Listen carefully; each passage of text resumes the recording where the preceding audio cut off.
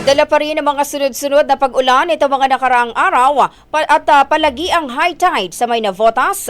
Ang ilang kalsada, baha pa rin hanggang ngayong araw. Sa detalye ng report, Brigada Ann Cortez, ibrigada mo. Brigada Live Report. Kaliwa man o kanan, makikita nga ang pagbaha ng ilang kalsada sa may barangay Bagong Bayan North sa may Navotas City.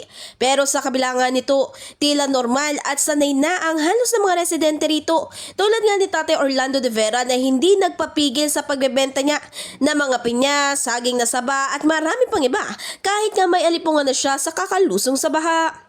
Walang mapagitan kaya nga ito na nabuhay namin eh. Pero sa normal na araw, nagtitinda talaga Oo, ano yan, everyday araw, kahit na binaba kami, titinda ko. Kayo sir, hindi ba kayo nagsasawa na laging ganito? Lagi na lang kayo binabaha?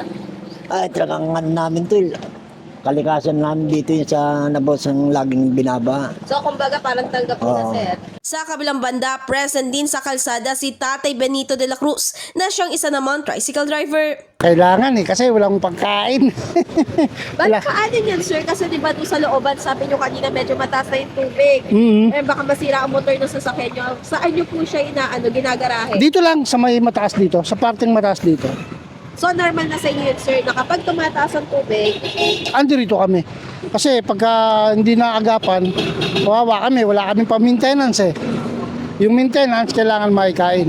samantala, nabigo naman din ng ating team na bisitahin pa ang River Wall na siyang bumagsak sa may barangay San Jose na siyang naging rason naman ng pag-anunsyo ng state of calamity sa may Navotas. Malapit po sa museo, sa may simbahan, sa Siles.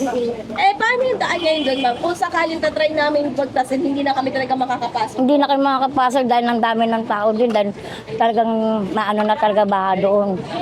Nagbabawalan na pumasok doon dahil baha.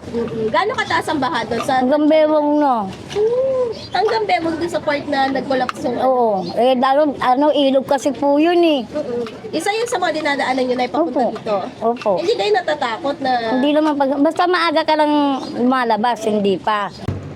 Pero bagamat sanay na nga raw ang ilang residente sa ganitong pagbaha, ay umaasa pa rin sila na magkakaroon ng long-term solutions upang maresolba ang mga ganitong pangyayari. In the heart of changing lives, ako si Brigada Ann Cortez ng 105.1 Brigada News FM Manila, The Music News Authority. Ang bahaging ito ay hatid sa atin ng Yummy-Vit ES3 Syrup. Simulang tuparin ang pangarap ng iyong anak. And stunting now!